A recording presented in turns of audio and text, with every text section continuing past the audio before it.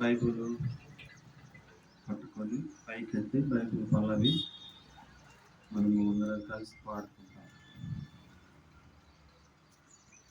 భలే బాలే మాట బంగారు మాట లో మాట యేసు మాట, భలే బాలే మాట బంగారు మాట ఇల్లో మాట యేసు మాట, నా జీవితాన నీ జీవితాన వాని మాట యేసు మాట, నా జీవితాన నీ జీవితాన మరువాని మాట యేసు మాట, బలబాలి మాట బంగారు మాట బైబిల్లో మాట యేసు మాట.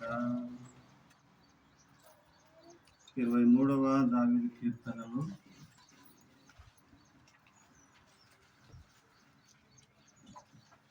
మనము ఆరాధించక ముందు 23వ దావీదు కీర్తన మనము చదువుకొని ధ్యానం చేసుకొని ఆ ప్రకారంగా మన కొరకు ప్రాణం పెట్టినటువంటి యేసుక్రీస్తు ప్రభువును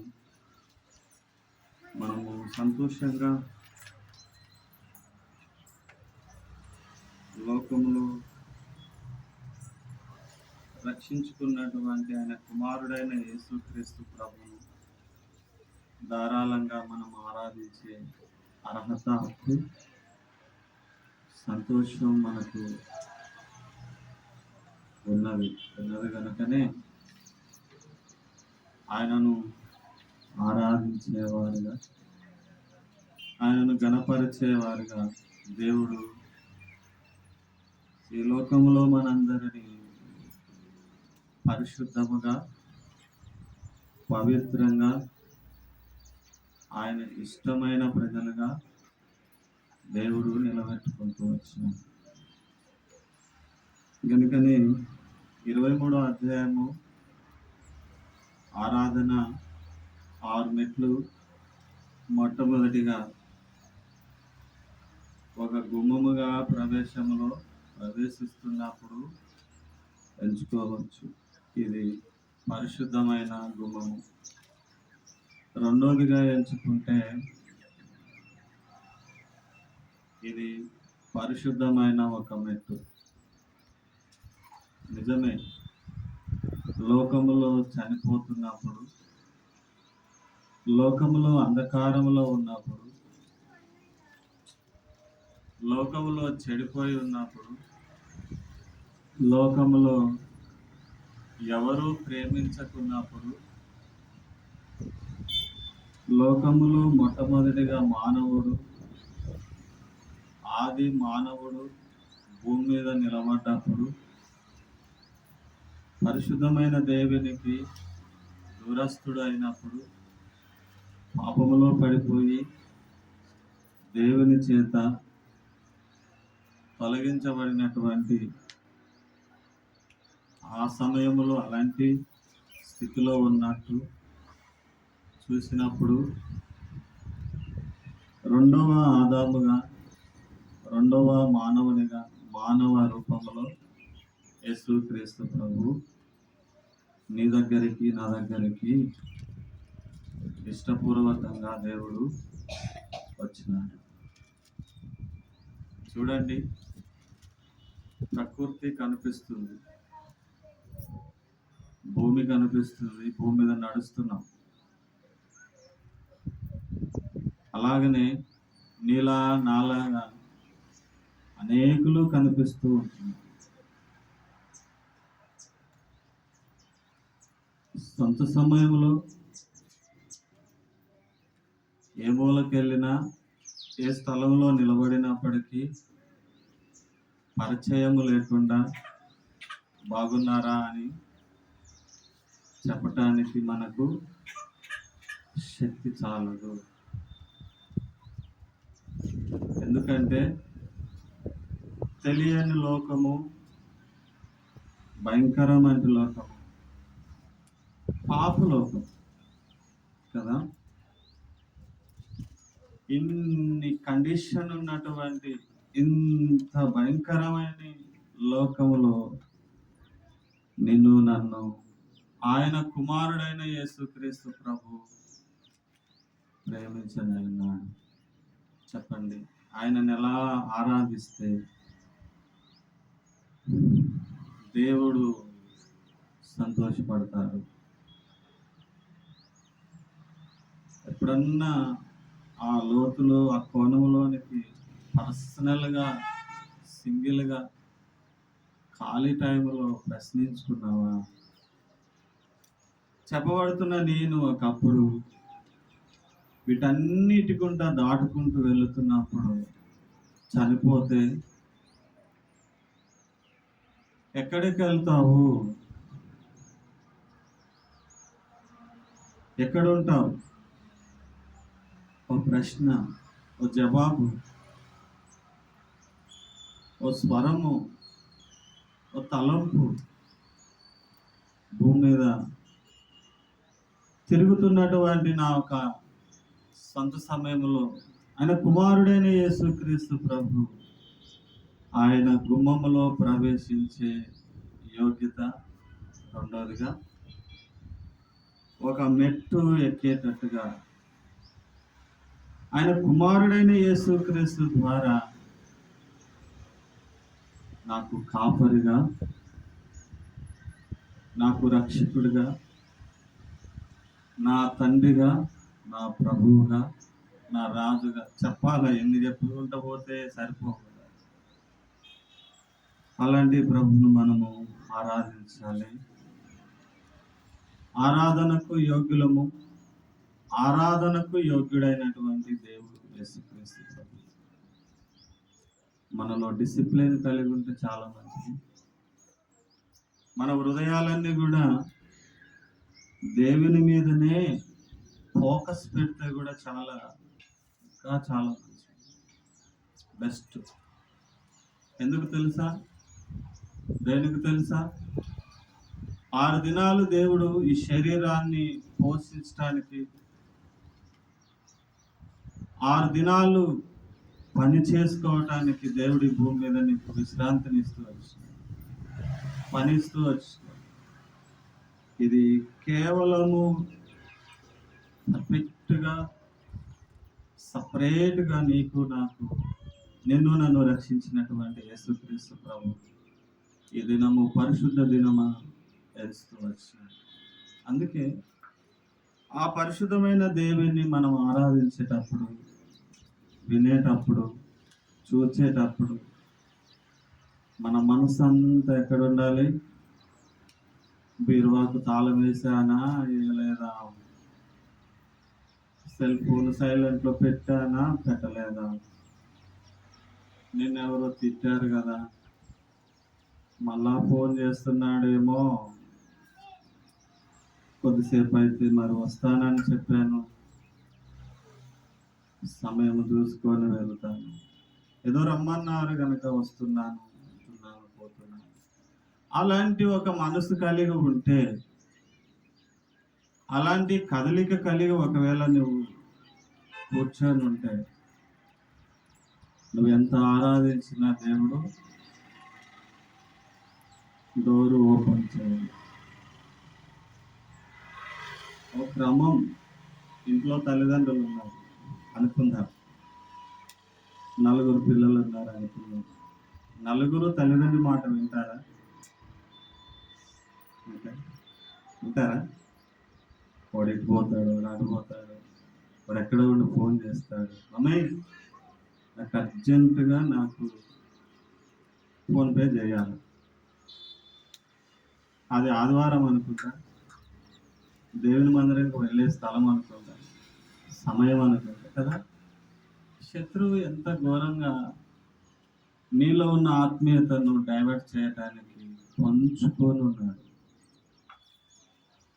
కాబట్టి ఏది ఏమైనప్పటికీ, మన స్థితి ఏమైనప్పటికీ, మనం ఎలా ఉన్నప్పటికీ వెనుకున్నవన్నీ మర్చిపోవాలి. యేసుక్రీస్తు ప్రభు ముందు బహిరంగంగా నీ కొరకు నా కొరకు ధారాళంగా మౌనముగా ఉండే సహించినటువంటి ఆ క్రయధనము వదకు తేబడిన గొర్రె మౌనముగా ఉండునట్లుగా యేసుక్రీస్తు ప్రభు నీ కోసము నా కోసము మౌనముగా ఉన్నాడు. కారణము నీవు పరలోకము చేరాలి. ప్రియులారా, ఇలా చెప్పుకుంటూ పోతే చాలా వస్తుంది.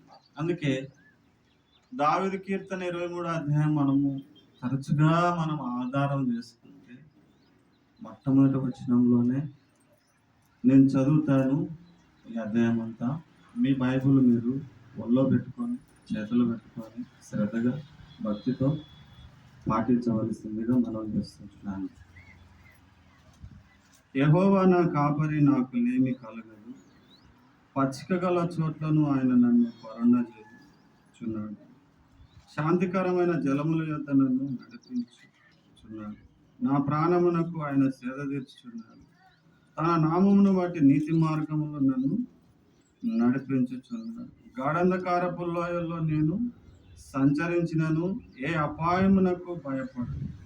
నీవు నాకు తోడయుందువు. నీ దుడ్డు కర్రయు నీ దండమును నన్ను ఆదరించి, నా శత్రువుల ఎదుట నీవు నాకు భోజనము సిద్ధపరచు. నూనెతో నా తల అంటియున్నావు. నా గిన్నె నిండి పొర్లుచున్నది. 6వ వచనం అందరం బిగ్గరగా చదువుదాం. నేను బ్రతుకు దినములన్నీ కృపాక్షేమములే నా వెంట వచ్చును. చిరకాలం యెహోవా మందిరములో నేను నివాసము చేశాను. మళ్ళా చదువుదామా? బిగ్గరగా చదువుదాం. నేను బ్రతుకు దినములన్నీ కృపాక్షేమములే నా వెంట వచ్చును. చిరకాలం యెహోవా మందిరములో నేను నివాసము చేశాను. బెస్ట్ ఒక గుమ్మం, బెస్ట్ సంతోషకరమైన ఒక మెట్టు మనము తలపోసుకుంటే ప్రభు పరలోక సింహాసనము దిగి ఈ స్థలంలో నీతో నాతో కూడా ఉండనై ఉన్నాడు. అలాగా ప్రభు మనకు సహాయం చేయనుగాక. సహాయం కోసం ప్రార్థన చేస్తాం.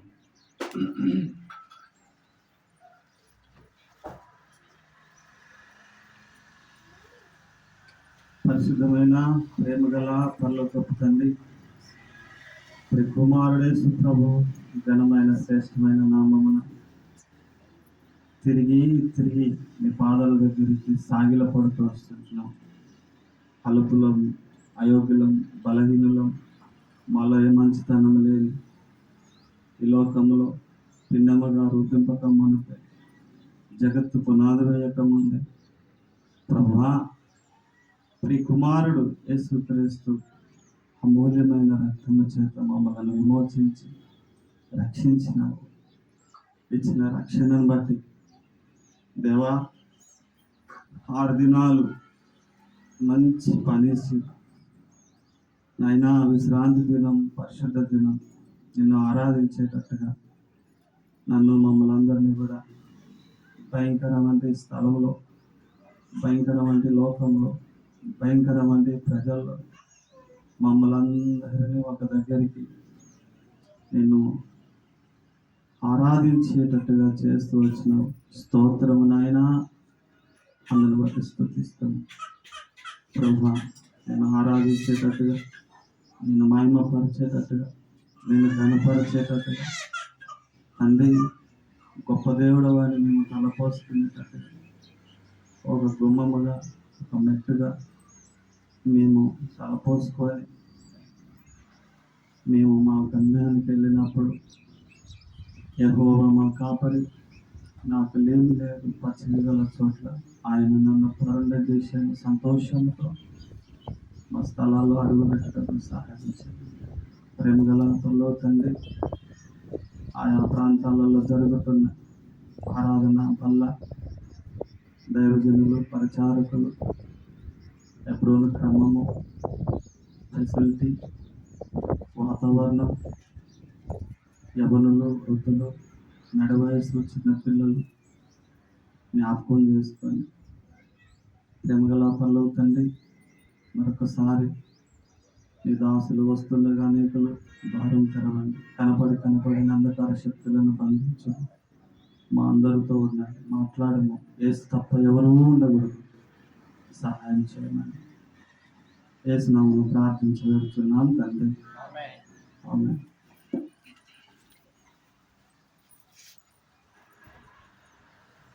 23వ దావీదు కీర్తన ఎలా ఎంచుకోవాలి? ఒక గుమ్మముగా లేదు అని అంటే ఒక మెట్టుగా మనము తల వంచవచ్చు. యెహోవా నా కాపరి, నాకు లేమి కలగదు అన్నప్పుడు దాన్ని లోతుగా ఆలోచన చేసుకుంటే లోకంలో యేసుక్రీస్తు ప్రభు దగ్గరకు వచ్చినప్పుడు, యేసుక్రీస్తు ప్రభు దగ్గర ఉండి ధ్యానం చేసినప్పుడు నిన్ను పచ్చిక గల చోట్ల నిన్ను పరణ చేస్తూ వచ్చింది. అంతేకాదు, ఏమీ లేనప్పుడు, ఏది లేనప్పుడు, ఎవరు చూడనప్పుడు తల్లి దగ్గరికి వెళ్ళావు, తండ్రి దగ్గరికి వెళ్ళావు, బంధువుల దగ్గరికి వెళ్ళావు, కానీ నీకెవరు సపోర్ట్ లేదు. ఎవరు నిన్ను బలాఢ్యుడిగా, బలవంతునిగా, నీలో ఉన్న అన్నీ కూడా ఏంటంట సమకూర్చినట్టు కానీ, ఇది మంచిదని కానీ, మేలైనది కానీ చాలా వస్తూ ఉంటాయి, పోతూ ఉంటాయి, మేమున్నాము కదా ఎందుకు అని చెప్పినట్టుగా కానీ ఈ లోకంలో ఎక్కడ చూసినా కనపడని లోకము, కనపడని బంధువు, మిత్రులు, తల్లిదండ్రులు. కనపడింది చేసింది ఎవరు అని అంటే, అందుకే చెప్తున్నాడు కదా దావీదు ఎలాంటి వాడు, దావీదు లక్షణం ఏంటి, దావీదు పరువు ఏంటి, దావీదు ఉద్దేశం ఏమిటి, దావీదులో ఉన్న గుణగణాలు ఏమిటి అంటే, రక్షణ పొందిన నాటి నుండి ఆయన సమాధిలోనికి వెళ్ళేదానిక పాత పెట్టేదాకా కూడా యేసుక్రీస్తు ఆ కలవరి శిలువలో చనిపోయి తిరిగి లేచినటువంటి ఆయన కుమారుడైన అమూల్యమైన రక్తము చేత కడగబడి ముద్రించబడి సింహాసనం మీద కూర్చున్నటువంటి తండ్రి కుడిపార్శ్వమును, తండ్రి ప్రేమను ఎప్పుడు కూడా మరవలేదు. దావీదు రాజు అయినప్పటికీ, ప్రజలు పరిపాలన చేస్తున్నప్పటికీ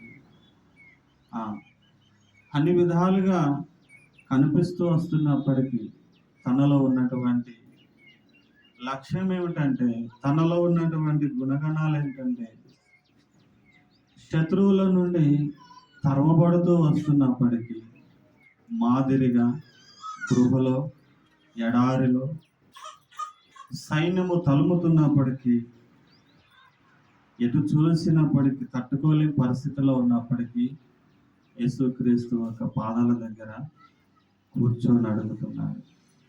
ఇదే దావీదు కీర్తన 34 మొదటి వచనము మనం చదువుకుంటూ పోతే ఏమంటున్నాడు? నేను ఎల్లప్పుడూ యెహోవాను సన్నుతించెదను, ఆయన కీర్తి నా నోట నిత్యము ఉండును. ఈ దావీదు ఎలాంటి వాడు? ఈ దావీదు ఎక్కడి నుండి వచ్చినాడు? ఈ దావీదు ఎలాంటి గుణగానాలు కలిగి ఉన్నటువంటి వాడు?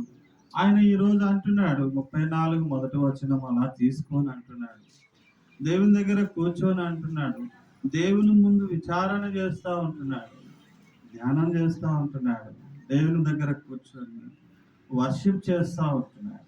ఏమంటున్నాడు? నేను ఎల్లప్పుడూ ఎక్కడో గొర్రెలు కాసుకునేటువంటి వాడు, ఎక్కడో తిరిగేటువంటి వ్యక్తి, ఎంతో ఎవరికి ఇష్టం లేకుండా ఉన్నటువంటి, ఒక మాట చెప్పాలంటే డస్ట్బిన్తో సమానంగా ఎంచినటువంటి లోకము తనను యేసుక్రీస్తు ప్రభువే ఆ డస్ట్బిన్ను ఒక ఆయుధముగా, ఒక పాత్రగా, యేసుక్రీస్తు ఒక పనిముట్టుగా, యేసుక్రీస్తు ప్రజల్లో ఒక నాయకునిగా, యేసుక్రీస్తు ప్రజల్లో ఒక మంచి భక్తుడిగా, యేసుక్రీస్తు ప్రజల్లో ఒక ఆత్మీయుడుగా దేవుడు ఆ గుమ్మములో ప్రవేశపెట్టవచ్చు. మరి నీవు నేను అలా వెళ్ళుకుంటూ పోతూ దాని గుండా మనం పరిగెడుతూ పోతే నిజమే కదా, దావీదు లాంటి గుణగణాలు, దావీదుకున్నటువంటి లక్షణాలు, దావీదులో ఉన్నటువంటి పాప జీవితం ఒకప్పుడు నా తల్లిదండ్రి గుంట కూడా నేను అలా పరిగెత్తినటువంటి వాడినే కదా ఈ స్థితిలో ఉన్నాను అని అంటే నిజంగానే దావీదును రక్షించినటువంటి దేవుడు, దావీదును పిలిచినటువంటి దేవుడు, దావీదును సిద్ధపరిచినటువంటి దేవుడు నన్ను సిద్ధపరిచినాడు కదా. దావీదు అదే ఎంచుకుంటాడు. శత్రువులు తరుముతున్నప్పుడు, శత్రువులు పరిగెట్టిస్తున్నప్పుడు నెమ్మది లేదు, సంతోషం అనేది కూడా లేదు. దేవుడు ఏం చేశాడంటే ప్రజల ముందు ఆ క్రాసు కారుతున్న అమూల్యమైన రక్తం చేత విమోచింపబడి చేసినటువంటి ఆ ప్రజల ముందు రాజుగా నిలబెట్టినాడు. నేను రాజు అని ఎప్పుడు కూడా చెప్పుకోలేదు. తను ఏం చేసినాడు? మాదిరిగా దేవుని ప్రజల్లో దేవుని ఎదుట ఆయనకు మాదిరిగా కనపడుతూ వచ్చినాడు. అందుకే దేవుడు అంటున్నాడు కదా, దావీదు నా హృదయానుసారుడు. చెప్పగలుగుతావా? వినగలుగుతామా? తనలో ఉన్నటువంటి అంత ఇంత కాదు. ఏమంటున్నాడు 2వ వచనంలో? పచ్చిక గల చోట్లను ఆయన నన్ను పరుండజేయుచున్నాడు, శాంతికరమైన జలముల యొద్ద నన్ను నడిపించుచున్నాడు. పచ్చిక గల పచ్చి జల ఊట సమృద్ధి. ఆయన ఏం చేస్తున్నాడు? శత్రువుల గుండా తరవబడుతూ నిన్ను కూడా శత్రువుల గుండా తరవబడుతున్నావేమో, నిన్ను కూడా ఓర్వలేకపోతున్నారేమో. ఆఫీసులో కానీ బయట కానీ ఇవన్నీ ఎందుకండి, ఇంట్లోనే నిన్ను ఒకవేళ తరుముతున్నారేమో, బాధ పెడుతున్నారేమో. అయితే 34వ దావీదు కీర్తన 1వ వచనము నువ్వు తలపోసుకుంటే, 23 దావీదు కీర్తన 1వ వచనము సమృద్ధిగా నువ్వు మింగుకుంటే, దావీదుకి ఇచ్చినటువంటి తలంతు, దావీదుకి ఇచ్చినటువంటి మహిమ దేవుడు నీకు కొంతైనా ఇవ్వగలుగుతాడు. ఇచ్చాడు, ఇవ్వలేదు అని అంటలేదు. దాన్ని రిపీట్ చేస్తున్నాడు దేవుడు. ఒకసారి మళ్ళా తాకుతున్నాడు, మరొకసారి గుర్తు చేస్తూ వస్తున్నాడు. భక్తులు ఎంతో మంది ఉన్నారు బైబిల్లో. మరి వాళ్ళ గురించి చెప్పకుండా ఈ రోజున ఎక్కడ పోయి చూడండి, ఏ మూలకు పోయి చూడండి, దావీదు గుణగణాల గురించి, దావీదు ఒక పరిపాలన గురించి, దావీదు గురించి చాలా మటుకు వాడుతూ వస్తూ ఉంటారు. కారణం ఏంటంటే ఆయన చేసినటువంటి ప్రతి విషయంలో దేవునికి నమ్మకంగా తగ్గించుకొని, దేవునికి విధేయుడుగా భయపడుతూ ఆత్మీయంగా దేవుని కొరకు నిలబడ్డాడు. ఒకటి చెప్పనా, భక్తి వేరు, ఆత్మీయత వేరు. నీకు కావాల్సింది భక్తి కాదు, ఆత్మీయత కావాలి. ఎప్పుడైతే నువ్వు ఆత్మీయంగా ఉంటావో దావీదు వలె దేవుడు నిలబెడతా ఉంటాడు. ఎప్పుడైతే ఆత్మీయతలో నడుస్తావో దావీదు గుణగణాలు నీలోనికి వస్తాయి. ఎప్పుడైతే ఆత్మీయతలో పరిగెడుతూ వస్తావో దావీదులో ఉన్నటువంటి లక్షణాలు నీలోనికి దేవుడు తీసుకొస్తాడు. పీస్, కుటుంబం అంతా అక్కడ వాలిపోతుంది. ఎప్పుడు లేనిది, ఎప్పుడు చూడనిది. చెప్పాను కదా, భక్తి కంటే ఆత్మీయత విలువైంది దేవునికి. కొంతమంది భక్తిని రుజువు చేసుకుంటానికి ఏదో పండుగ వస్తూ ఉంటుంది, క్రిస్మసే వస్తుంది అనుకుందాం, ఓ రంగురంగుల చొక్కా వేసుకుంటాడు. వేసుకొని వాడు ఊరికినే ఉండడు, ఏం చేస్తాడు? తిరుగుతూ ఉంటాడు. చూసే వాళ్ళంతా కూడా సంబరపడి, ఏమరా రంగురంగుల అంగి వేసుకున్నావు అంటే వాడు మురిసిపోతా ఉంటాడు. నువ్వు ఒక్కరివి మురిసిపోవడానికి, నువ్వు ఒకదానికి మురిసిపోవడానికి కాదు ఈ లోకానికి వచ్చింది. అందరికీ కనపడాలి, అందరికీ నువ్వు రుజువు చేయాలి, అందరికీ ఆత్మీయంగా కనపడుతూ రావాలి. అప్పుడే జీవము గల దేవుడు నీ ద్వారా అనేకులను కూడా ఆ మెట్టు, ఆ గుమ్మములోనికి ప్రవేశపెడుతూ ఉంటాడు. దావీదు కీర్తన 26వ అధ్యాయం 8వ వచనములో అంటాడు, యెహోవా నీ నివాస మందిరము, నీ తేజోమహిమ నిలుచు స్థలము నేను ప్రేమించుచున్నాను. ఎలా వచ్చింది ఈయనలో? ఎక్కడున్నటువంటి వాడు? గొర్రెల దొడ్డిలో ఉన్నటువంటి గొర్రెలు కాసుకునే దావీదు, లోకము నుండి వెలివేయబడినటువంటి దావీదు, ఏ మంచితనం లేనటువంటి దావీదు ఇవన్నీ తలపోసుకుంటూ గుమ్మములో ప్రవేశిస్తూ ఉన్నాడు. మొదటి దావీదు కీర్తన, దుష్టుల ఆలోచన చొప్పున నడవక, పాపుల మార్గమున నడవక. చదవరే? చదవకూడదా? అపహాసకులు కూర్చున్న చోట కూర్చుండక, యెహోవా ధర్మశాస్త్రమును ఏం చేసినాడు? దరిద్రం అన్నాడా? దూరపరుచుకున్నాడా? ఏం చేసినాడు?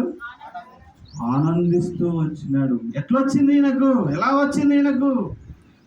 ఏ స్థితి గుండా వచ్చినటువంటి ఈ దుర్మార్గుడు, దుష్టుడితో సమానం, డస్ట్బిన్తో సమానం.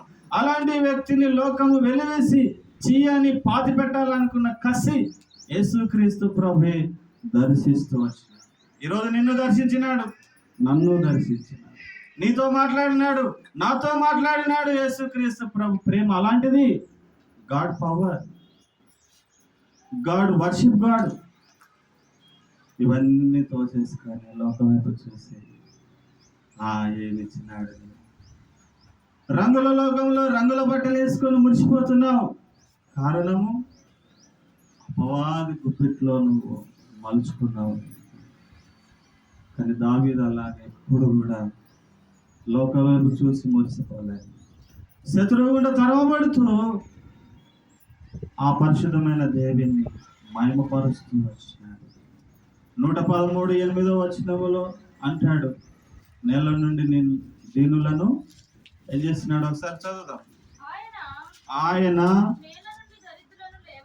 నేల నుండి దరిద్రులను లేవనెత్తువాడు, పెంట కుప్ప నుండి. చాలండి. ఒకప్పుడు నా చిన్నతనంలో చూడండి ఎంత తగ్గించుకుంటూ వస్తున్నాడు. ఓడిపోయిన కుండను పెంట కుప్పతో సమానం, మట్టితో, దుమ్ముతో, ధూళితో సమానం. ఒక మాట అన్నాడు, అయ్యా పగిలిపోయిన కుండను, ఓడిపోయిన కుండను నా చిన్నతనంలో చూసేవాడిని. ఒక కుండ పగిలిపోతే మా అమ్మ వాళ్ళు ఆ పగిలిపోయిన పాత్రలు తీసుకొని ఇంత పాత్రలు ఇంకా చిన్న పాత్రలు ఉదయం అంతా పనిచేసి ఈవినింగ్ వచ్చేసి అంత దూరంలో ఉన్నటువంటి ఒక ఇంటికి వెళ్ళి అగ్గి తీసుకొని దాంట్లో మళ్ళీ ఈ ఇంట్లో అగ్గి రాజేసి అన్నము, కూర, ఛాయ అన్ని విధాలుగా శరీరానికి కావాల్సినవన్నీ కూడా సిద్ధపరిచేవారు. అప్పుడు వాడేవారు. ఇప్పుడు ఎవరైనా వాడతారా ఆ పాత్రలు? కుండ పగిలిపోయేది చెత్త డబ్బాలో.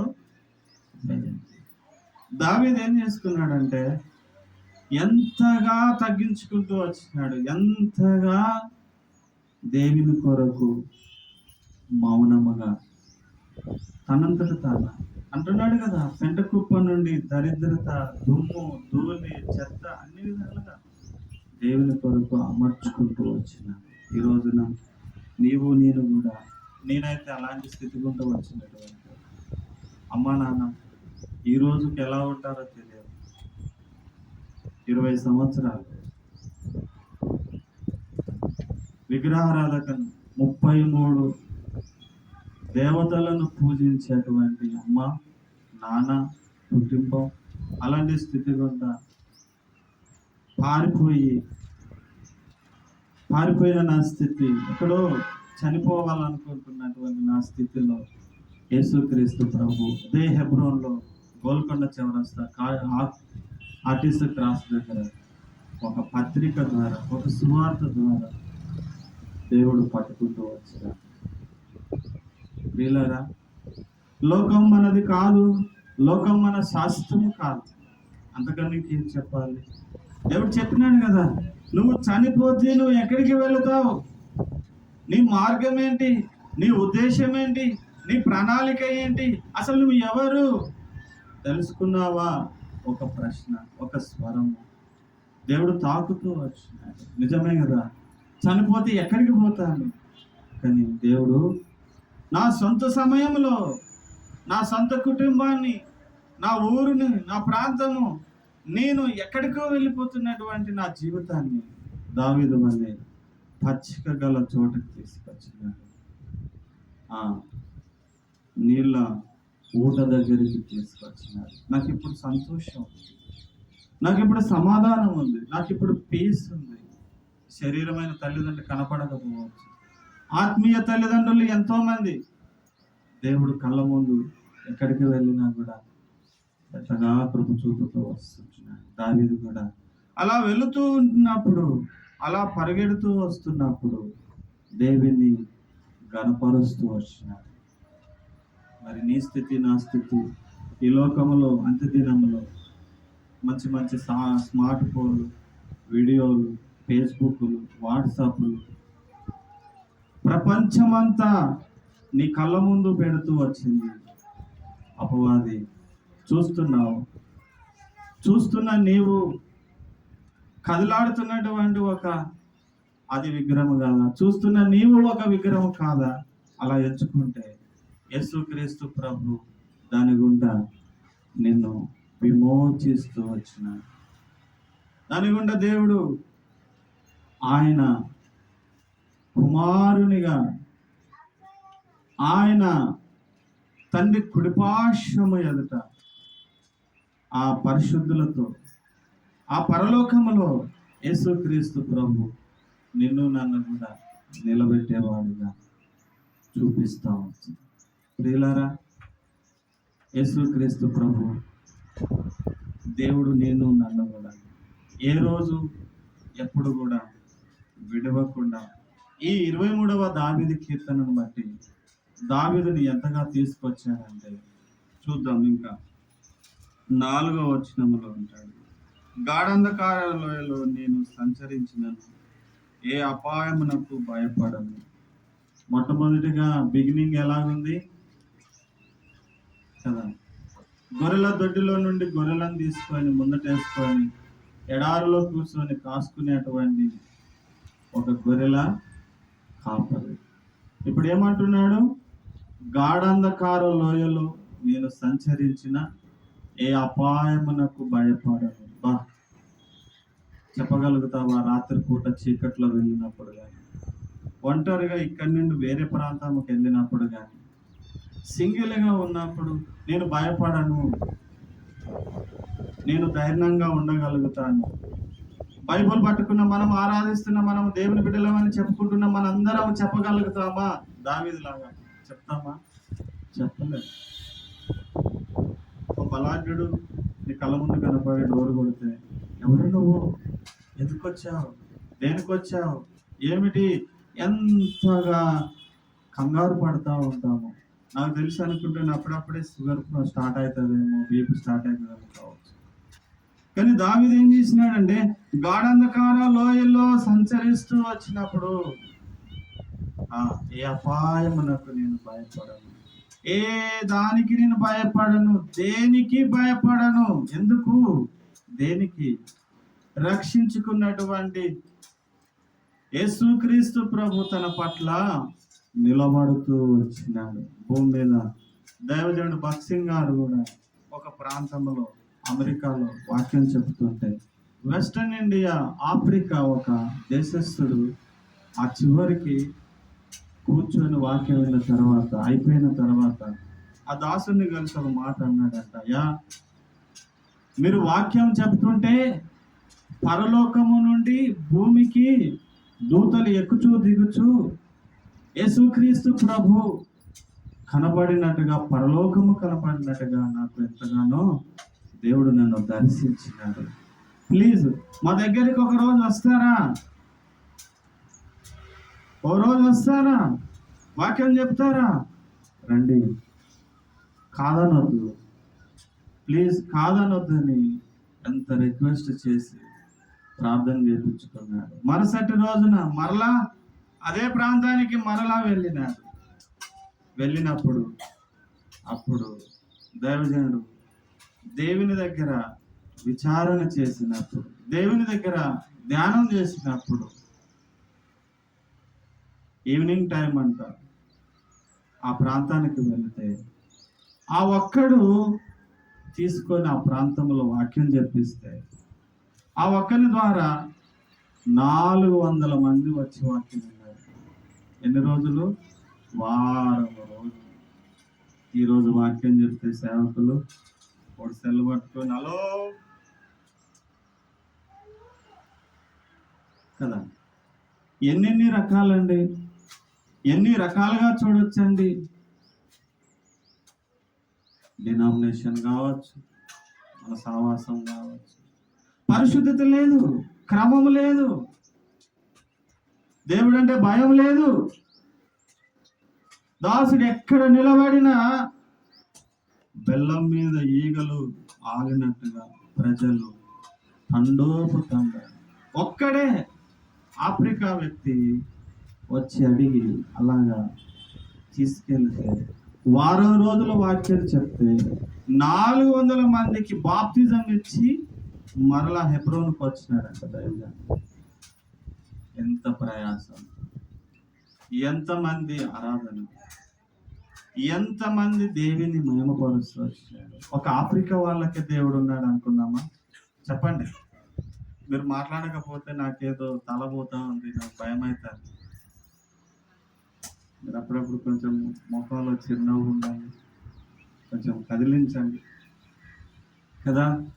ఈ రోజున సువార్త చేసినప్పటికీ, ఈరోజు వాక్యం చెప్పినప్పటికీ మెసేజ్లు పెట్టుకుంటారు. బ్రదర్ బాగా చెప్పారండి, అవునా?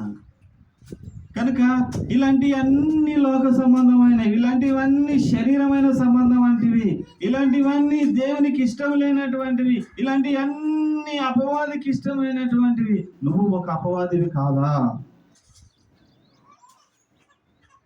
అలాంటప్పుడు నువ్వు వర్షిప్ చేపిస్తే దేవుడు వింటాడా? చెప్పండి, వింటాడండి? వింటాడా? మరి వినాలంటే ఏం చేయాలి? ఒక గుమ్మములో ప్రవేశించినప్పుడు, ఓ మెట్టెక్కుతున్నప్పుడు దాన్ని ఎలా ఎంచుకోవాలి? చెప్పండి. యెహోవా నా కాపరి, నాకు లేమి. దావీదు అలానే ఎంచుకున్నాడు, అలాగనే తగ్గించుకుంటూ వచ్చినాడు, అలాగనే జీవిస్తూ వచ్చినాడు. ఒక గుమ్మం ఏమిటండి? ఒక మెట్టు ఏమిటండి? దేవుని యొక్క పరిశుద్ధత ఎంతవరకు ఉన్నదో దూసుకెళ్ళిపోయాడు. దేవుడు అలా తీసుకెళ్ళిపోయాడు.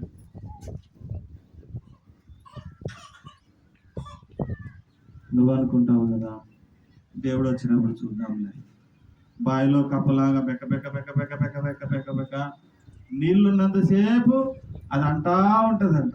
నీళ్లు సూర్యకిరణాలు ఎక్కువైనప్పుడు ఏం చేస్తుంది? ఎండిపోతున్న కొద్ది అయ్యో అయ్యో నేను చనిపోతున్నానేమో, అయ్యో అయ్యో అయ్యో రక్షించండి అని అప్పుడు తల్లాడుతా ఉంటుంది. ప్రియులారా, మన జీవితం కూడా అలాంటి పరిస్థితి ఉన్నప్పుడు మనం ఏం చేయాలి? దావీదు ఏమని చేశాడు?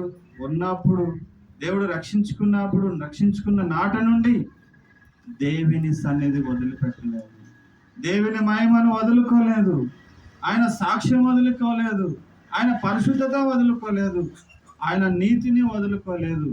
దేవునికి భయపడుతూ ఆయన ఆత్మీయత పోగొట్టుకోకుండా కాపాడుకుంటూ వచ్చినాడు. గాఢంధకార లోయలో నేను సంచరించినను, ఏ అపాయమునకు నేను భయపడను. ఎంత సవాలుతో విసురుకుంటున్నాడు. ఈ రోజున నీవు భయపడుతూ భయపడుతూ భయపడుతూ భయపడుతూ భయపడుతూ జీవిస్తున్నావేమో. అయితే దావీదు యొక్క లక్షణాన్ని దేవుడు ఆ పరిశుద్ధమైన యేసుక్రీస్తు ప్రభు తన దీనస్థితిని, దీనత్వమును ఒకసారి గనుక నువ్వు ఆ లోతులోనికి వెళితే నిజంగా దావీదుకున్నటువంటి దేవుడు నీ పట్ల ఆరాధన చేసేవాడుగా, మంచి బలమైన ఆరాధన చేసేటట్టుగా దేవుడు నీకు చూపిస్తాడు. మూడవదిగా చూసుకుంటాం. నా శత్రువుల 5వ వచనం, నా శత్రువుల ఎదుట నీవు నాకు భోజనము సిద్ధపరచుదాము, నూనెతో నా తలను అంటి ఉన్నావు, నా గిన్నె నిండి పొర్లుచున్నది. బిగినింగ్ ఒకసారి, ఆరంభం ఒకసారి, ఎడారిలో గొర్రెల దగ్గర చూసుకున్నటువంటి దావీదును దేవుడు ఏం చేస్తున్నాడు? శత్రువుల ఎదుట నుండి ఒకటి, తర్వాత ఇంకేం చేస్తున్నాడు? నూనె తీసుకొని అభిషేకిస్తూ వచ్చినాడు. అదే శత్రువుల ఎదుట భోజనము సిద్ధపరుస్తూ వచ్చినాడు. ఎంత మంచి నమ్మకము, ఎంత మంచి నీతి, ఎంత మంచి భక్తిపరుడుగా దావీదు దేవునికి కనపడుతూ వచ్చాడు. వీళ్ళారా, నీ చుట్టూ ఎంతమంది శత్రువులు ఉండొచ్చు, నువ్వు ఒక్కడవే ఉన్నావేమో అనుకుందాం. కానీ వాడేదో అన్నాడని నువ్వు అన్నావు, వాడేదో రాయి తీసుకున్నాడని నువ్వు కత్తి తీసుకున్నావు అనుకో, వాడేదో గుణపం తీసుకున్నాడని గణపాతి తీసుకున్నావు అనుకో, వాడికి నీకు ఎటువంటి తేడా? అలాంటప్పుడు బైబిల్ వద్దు, యేసు ప్రభు వద్దు కదా. కానీ అలాంటి పరిస్థితుల్లో యేసుక్రీస్తు ప్రభు తనకిచ్చినటువంటి పరిశుద్ధత, అభిషేకము, ప్రేమించిన ప్రేమ, ప్రవేశించిన ఆ గుమ్మములో పరిశుద్ధత, దేవునికి భయభక్తులు కలిగి ఎంతమంది శత్రువులు వచ్చినప్పటికీ మౌనముగా ఉన్నాడు. నాకేమి తెలియదు అన్నట్టుగానే కనపడుతూ వచ్చినాడు. మరి నీవు బయట పేరు, లోపల పేరు సామ్యాలు, బయటికి పోతే అయ్యప్ప స్వామి. లేదండి ఆ పేరు పెడితేనే రేషన్ ఇస్తారంట, ఆ పేరు చెప్తేనే గవర్నమెంట్ చీరలు ఇస్తారంట కదా. ఎందుకు ఈ బుద్ధి, ఎందుకు ఈ భక్తి? అందుకే అన్నాను కదా ఇందాక, భక్తి వేరు, ఆత్మీయత వేరు. నువ్వు భక్తితో ఉన్నావా, ఆత్మీయత ఉన్నావా? భక్తితో ఉంటే ఇలాంటివన్నీ వస్తాయి, ఎదురు మాటలు వస్తాయి, కనుసైగలు వస్తాయి, శరీరపరమైనవన్నీ అపవాది తీసుకొస్తా ఉంటాడు. నెమ్మది ఉండదు, వినాలని ఉండదు, లోబడాలని ఉండదు, లోబడే మనసు ఉండదు. కానీ తనకు ఎవరు చెప్పారు చెప్పండి? ఎవరన్నా వెళ్ళి పత్రిక ఇచ్చారా? నాకన్నా పత్రిక ఇచ్చారు. కానీ తన దగ్గరికి వెళ్ళి అయా ఈ బైబిల్ చదువు, సత్యం తెలుసుకో, ఈ పత్రిక చదువు, నరకం నుంచి తప్పించబడతావు అని ఎవరన్నా చెప్పారా? ఎవరు చెప్పలే. డైరెక్ట్ యేసుక్రీస్తు ప్రభువే, డైరెక్ట్ దేవుడే కృప చూపుతూ వచ్చినటువంటి జీవితం. ఆయన ఏం చెప్తున్నాడు? శత్రువుల ఎదుట భోజనము సిద్ధపరుస్తూ వచ్చినాడు. ఈరోజు తిండి కొరకు ఇచ్చేవాడు దాని కొరకు దీని కొరకు బానిస బతుకు, బానిస అయిపోయి జీవిస్తున్నావు.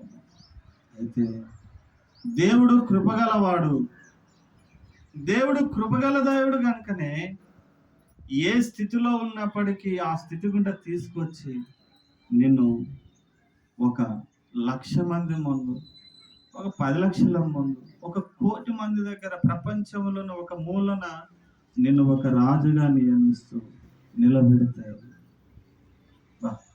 ఎంత బాగుంటుంది. ఇప్పుడు దావీదుని నిలబెట్టినాడు, కానీ ఆయన చెప్తే ఏదైనా జరుగుద్ది, చేయగలుగుతాడు. కానీ దేవుని ఎదుట, పరిశుద్ధిని ఎదుట ఆయన ఏం చేసుకున్నాడు? తగ్గించుకుంటూ వచ్చినాడు. ఏమన్నాడు? ఓటిపోయిన కుండను, పగిలిపోయిన కుండను శత్రువులు తరుముతూ ఉంటున్నారు. ఒకసారి ఏమైందంటే అనేకులు పరిగెట్టి పరిగెట్టి పరిగెట్టి ఒక గుహలో దాచుకున్నాడు. గుహ అంటే కనపడుతున్న ఎత్తు కొండ. ఆ కొండ దగ్గరికి ఇప్పుడు మీరు ఎప్పుడైనా వెళ్ళండి, లోపల గుహలు ఉంటాయి. మీకు ఇట్లయితే అర్థమవుతుంది. దేవుని కృపను బట్టి ఆ కొండ కూడా దగ్గర పెట్టారు. ఎందుకు చెప్తున్నానంటే నీకు ఎలా తెలుసు అంటే మా వృత్తి, మా జీవితం గొర్రెలు కాసే జీవితం. అంత కొండ మీద గొర్రెలన్నీ తోలుకొని వర్షం వస్తే ఆ గుహలో దాచుకునేవారు. ఆ గుహ ఫ్రెష్గా ఉంటుందంటే గుడ్డేలుగులు, గపిలాలు, వాసన.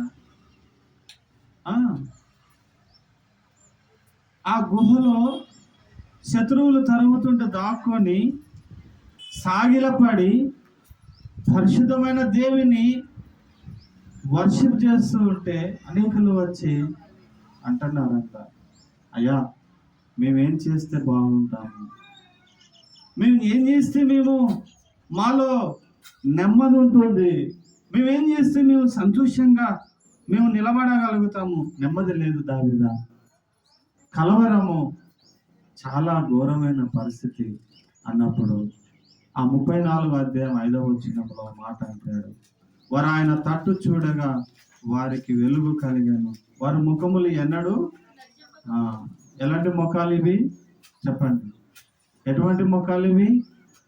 చీకటికి వీళ్ళ ముఖాలకి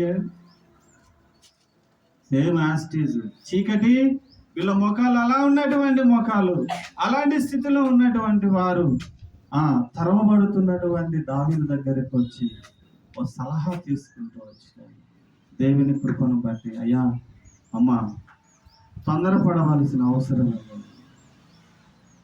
కలవరపడవలసిన అవసరం లేదు. ఆ మొట్టమొదటి మాట అన్నాడు, నేను ఎల్లప్పుడూ యెహోవాను సన్నుతించగలను, ఆయన కీర్తి నా నోట నిత్యముండును. ఇది బేస్, ఇది గుమ్మము, ఇది మెట్టు, ఇది కావలసిన నీకు ఆధారము, ఆధార్ కార్డు, ఇది నీకు కావలసినటువంటిది పరలోకానికి టికెట్, ఇది నీకు కావలసినది ఆయనను ఆరాధించటానికి మొట్టమొదటి గుమ్మం ఇది. యెహోవా నా కాపరి, నాకు లేమి కలగదు. ఏ గుమ్మంలో ఉన్నావు, ఏ మెట్లో ఉన్నావు, ఏ ప్రాంతంలో? అయ్యా మెట్ అంటే లేదు, ఏదో ఎక్కడో ఏమో అని అన్నావు, అది కూడా తెలియదేమో. అయితే దేవుడు నిన్ను దర్శిస్తున్నాడు, దేవుడు నీతో మాట్లాడనని అన్నాడు. దావీదుతో మాట్లాడలేదా? అనుకున్నాడా? దేవుని ప్రజలకు వస్తాను, శత్రువుల చేత తరవబడతాను, అనేకులకు మాదిరిగా దేవుని గురించి సలహా ఇస్తాను, దేవుని ఆరాధిస్తాను, దేవుని గణపరుస్తాను, దేవుని పట్ల నేను భయభక్తులు కలిగి ఉంటాను, దేవుని పట్ల ఎప్పుడు చూసినా నేను తగ్గించుకొని ఓడిపోయిన కుండను పగిలిపోయిన కుండను, చెత్త, డస్ట్బిన్, దుమ్ము ధూళి, నాలో ఉన్నటువంటి అంత ఇంత కాదు, అర్హత లేనివంటి దుమ్ము లాంటి నా దేహానికి పరిశుద్ధమైన దేవునికి నేను అర్హుడనేనా అటువంటి ఎంచుకున్నటువంటి అలా కిందికి వచ్చినటువంటి దావీదు లాంటి లక్ష్యం ఎప్పుడన్నా నేను పరిశీలన చేసుకోను. ఉన్నావా? ఉండలేదు. కారణం ఏంటంటే స్మార్ట్ ఫోను, ఫేస్బుక్, వాట్సాప్, ఆత్మీయతలోనికి వెళ్ళగానే ఎవరో ఫోన్ చేసినట్టుగా అనిపిస్తుంది. చక్కగా దేవుని స్వరం వినే టైంలో మిడ్నైట్లో కావచ్చు, మధ్యాహ్నం కావచ్చు, ఏదో కలవరం వచ్చినట్టుగా. కాబట్టి ఎక్కడ పోతుంది అంటే నీ జీవితము తగ్గింపు జీవితము లేని కారణాన్ని బట్టి, నీ జీవితము దేవుని సన్నిధిలో నిలబడలేనటువంటి కారణాన్ని బట్టి, నీ జీవితము దేవునితో సత్య సంబంధము నిబంధన చేసుకోలేనటువంటి కారణాన్ని బట్టి, అందుకే కలవరపడుతున్నావేమో, అందుకే వేసారిపోతున్నావేమో. ఎంత వాక్యం విన్నా, ఎంత ఆరాధన చేసినా మందిరానికి నాకు దారి పడుతూ ఉన్నది, కానీ కార్యము చేయట్లేదు అని అంటే లోపం ఎవరిది? పరీక్షించుకోవాలి, సరి చేసుకోవటం మనకు చాలా అవసరం. ఏమన్నాడు? నేను గాఢంధకార లోయల్లో సంచరించినను ఏ అపాయము నాకు రాదు. కాబట్టి ఇది మూడవది. నాలుగవది చూసుకొని మనం ఆరాధనలోకి ప్రవేశిస్తాం. చూడండి 6వ వచనం, 23వ అధ్యాయము 6వ వచనం. మధ్యలో ఎందుకు వదిలిపెట్టానంటే టైము మనం చేయాలి కనుక ఆ కిందకి వెళ్తాము. చూడండి, నేను బ్రతుకు దినములన్నీ కృపాక్షేమములే నా వెంట వచ్చును. మంచి మాట. ఆ కింద అంటాడు కదా, చిరకాలం యెహోవా మందిరములో నేను నివాసం చేసేదాన్ని. పైన ఉన్నటువంటి మెట్టు నువ్వు కిందికి వచ్చినావు, కింది నుంచే పైకి పోతున్నాం అనుకున్నాం. ఒక్క మాట చెప్పేసి మోకాళ్ళ వచ్చి దేవుని ఆరాధన చేస్తాం. ప్రియులారా, దావీదు రాజయ్యుండి పరిపాలన చేస్తున్నటువంటి ఒక మంచి దైవజనుడు, దైవభక్తి గలవాడు, దేవునికి ఇష్టమైనటువంటి ప్రజల్లో ఒక రాజు కూడా. అలాంటి వ్యక్తి ఏ సమస్య వచ్చినా, ఏ ప్రాబ్లం వచ్చినా, ఎంత ఎంత మికటంగా వచ్చినప్పటికీ దేవుని యొక్క సన్నిధిలోనికి వెళ్ళి దేవునితోనే చెబుతూ వచ్చినాడు. వింటున్న నీవు కూడా వినండి, ఒకసారి వినండి. నీ సమస్య ఏదైనా, ఎంత పొడుగున్నా, ఎంత లాంగ్ ఉన్నా, ఎంత దూరం ఉన్నా, నువ్వు చెప్పుకోవాల్సింది యేసుక్రీస్తు ప్రభువుకి. కొంతమంది ఏం చేస్తారంటే, అన్నకనపడితే అన్నకు చెప్తాం, సరే చెప్పినావులే అని అంటే ఏడ్చి మీదపడి ఎక్కి ఏడిచి చెప్తా ఉంటారు. ఒకటికి రెండు చెప్తా వస్తాం. వీళ్ళగా అంతేకాదు, నీ ప్రాబ్లం, నీ సమస్య నీ దగ్గర ఉన్న నీ పిల్లలకు కూడా దూరంగా మలుచుకోవాలి. రెండవది, నీ ఇంట్లో సర్వెంట్కి కూడా, పని మనిషికి కూడా నీ ప్రాబ్లము, నీ బాధ, ఇబ్బంది, నీ దుఃఖము, వేదన ఏదైనప్పటికీ చెప్పకూడదు. ఒకవేళ చెప్పినావా, లోకానికి నీకు ఎటువంటి సంబంధం లేనటువంటి మనిషి. ఇవన్నీ అణుచుకుంటున్నావా, దాచిపెట్టుకుంటున్నావా, దేవుని ఇంటికి వచ్చి దేవునితో చెప్పుకుంటున్నావా, అయితే దేవునితో కలిసి ఉన్నావా? కాబట్టి ప్రభు 23వ అధ్యాయం 1వ వచనం చెప్పండి. యెహోవా నా కాపరి, నాకు లేమి కలగదు. పచ్చిక గల చోట్లను నన్ను వరుండ చేయి. కదా, ఈ మాట మనము ధ్యానం చేసుకున్నాం. ఎక్కడ ఉన్నా, ఏ ప్రాంతం ఉన్నా, ఏ కష్టం వచ్చినా, ఏ ఇబ్బందులు వచ్చినా, God worship God, God prayer God, God power of the God, God king of king, God ఉన్నటువంటి దేవుడు మాట్లాడేవాడు. వీళ్ళైనా చాలా ఉంది. మనం ఆరాధనలోకి వెళ్తాం. ఈ వాక్యానుసారంగా ఆ ప్రభు గుమ్మములో ఉన్నావా, లోపలికి వచ్చి నెట్టిని నెట్టుకున్నావా, ఎలాగా దేవుడు వింటావు, అయితే వర్షిప్ ఎలా చేయాలి అనేది చెప్పనవసరం లేదు. కాబట్టి నువ్వు చేసే వర్షిప్ దేవుడు విననే ఉన్నాడు, ఆయన ఎదురు చూస్తున్నాడు. కనుక సమయాన్ని మనము పక్కవారికి కూడా నిశ్శబ్దంగా, డిసిప్లిన్గా ప్రభు విని, ప్రభు మెచ్చుకునేటట్టుగా ఈ ప్రాంతంలో భయంకరమైన స్థలంలో కూడా దేవునికి పక్కవారికి కూడా ఆమేన్ అనేటట్టుగా చక్కటి ఆరాధన దేవుని మనం ఆరాధిస్తాం. అలాగే ప్రభు మనకు సహాయం చేయను గాక.